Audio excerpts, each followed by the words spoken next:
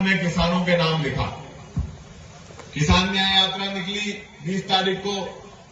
किसानों के मुद्दों के ऊपर सजगता के साथ कांग्रेस पार्टी खड़ी है। हमारे प्रदेश अध्यक्ष खड़े हैं, हमारे पूर्व मुख्यमंत्री जी खड़े हैं और हमारे नेता प्रतिपक्ष खड़े हैं। हम लोग सब मिलकर एक ही बात कह रहे हैं पूरी मध्य प्रदेश में कि किसान को कब न्याय मिलेगा। और उस किसान के न्याय की लड़ाई आज भी लड़ी और लगातार पिछले महीने भी लड़ी।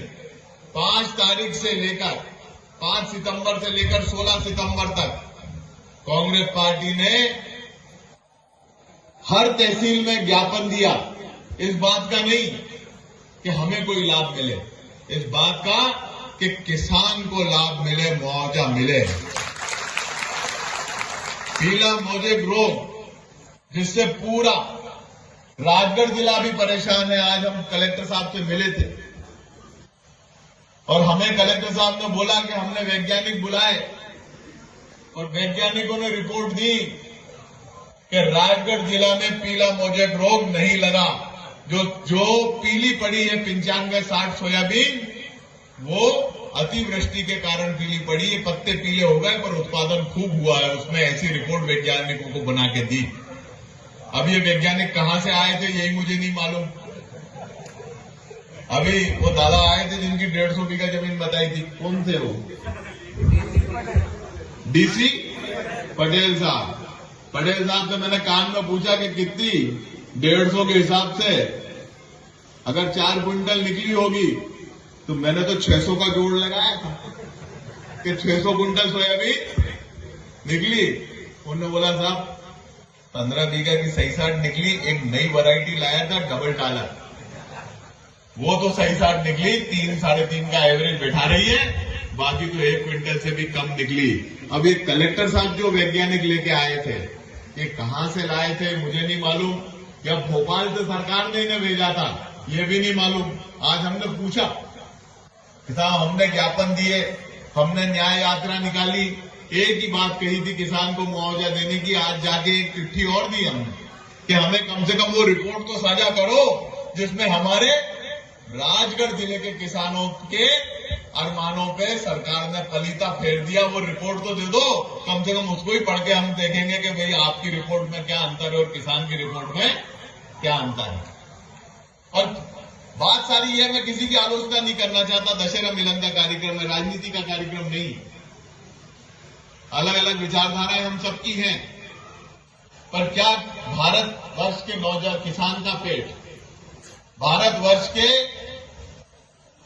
बेरोजगार नौजवान का पेट, भारतवर्ष की युवा ऊर्जा जिसे हम कहते हैं युवा ऊर्जा, जो ऊर्जा है इस देश के अंदर सबसे ज्यादा युवा अगर पूरे विश्व में किसी भी देश में है, 35 साल से कम उम्र का नागरिक अगर किसी देश में है, महिला और पुरुष, वो भारतवर्ष है। सबसे विश्व का सबसे युवा देश भारतवर्ष है। और इस भारतवर्ष में क्या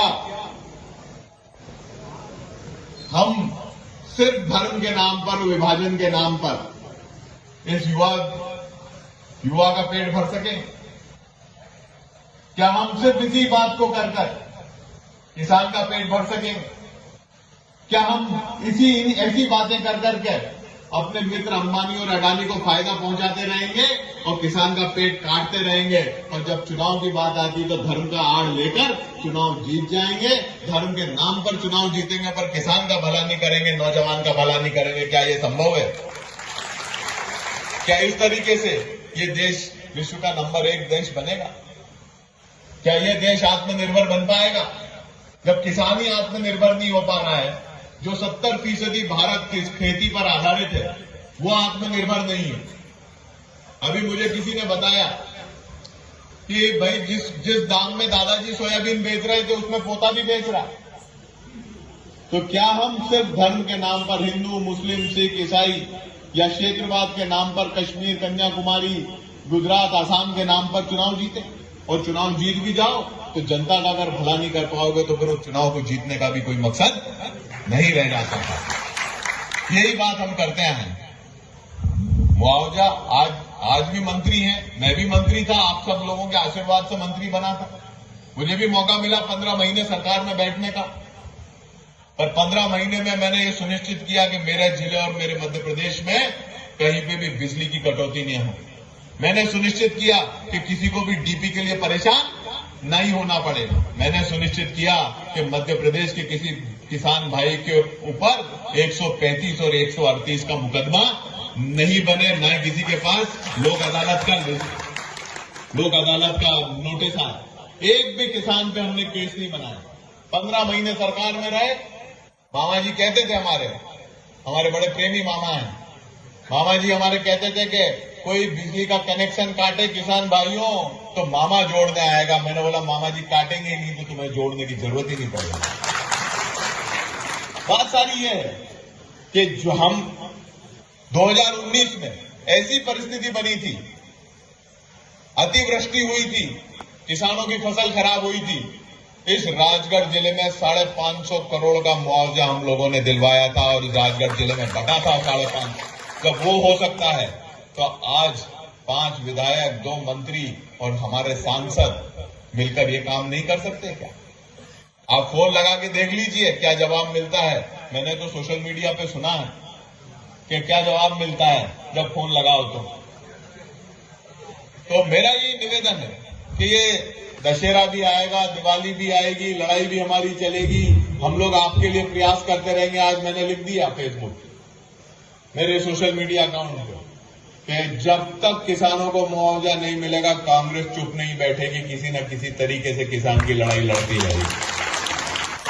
और यही बात है, अगर वो ये कहें हमसे कि तुम सरकार में थे तो तुमने क्या किया, तो हम जवाब दे रहे हैं हम सरकार में थे तो 500 करोड़ किसानों के खातों में राजगढ़ जिले में डाल के हमने दिखाया, एक डीपी बदल के दिखाया, 1 करोड़ मध्य प्रदेश वासियों को 100 रुपए 100 यूनिट में बिजली देके दिखाया, 18 लाख किसान भाइयों को इंदिरा किसान ज्योति योजना के माध्यम से 18 लाख किसानों का बिजली का बिल अदा किया। हमने किया, 1 साल में किया। ये बोल रहे हैं ना किया। अगर आप चुनौती दे सको तो दो। और आज आपसे निवेदन करते हैं कि आज आप कुर्सी पे बैठे हुए, कुर्सी बड़ी चंचल होती है, कभी आपके पास, कभी हमारे पास, कभी किसी और के पास।